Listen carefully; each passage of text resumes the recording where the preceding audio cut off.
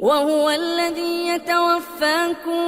بالليل ويعلم ما جرحتم بالنهار ثم يبعثكم فيه ليقضى أجل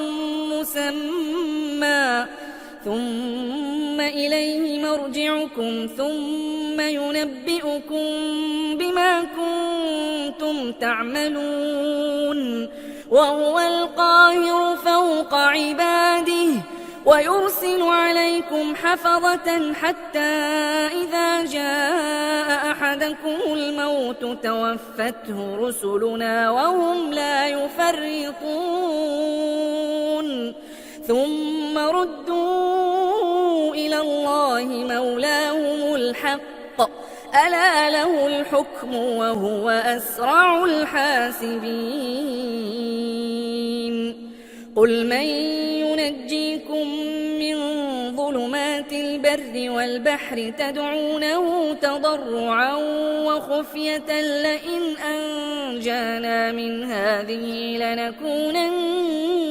من الشاكرين قل الله ينجيكم منها ومن كل كرب ثم أنتم تشركون قل هو القادر على أن يبعث عليكم عذابا من فوقكم أو من تحت أرجلكم أو يلبسكم شيعا ويذيق بعضكم بأس بعض انظر كيف نصرف الآيات لعلهم يفقهون وكذب به قومك وهو الحق قل لست عليكم بوكيل لكل نبأ مستقر وسوف تعلمون وإذا رأيت الذين يخوضون في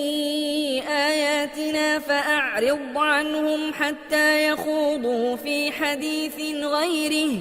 وإما ينسينك الشيطان فلا تقعد بعد الذكرى مع القوم الظالمين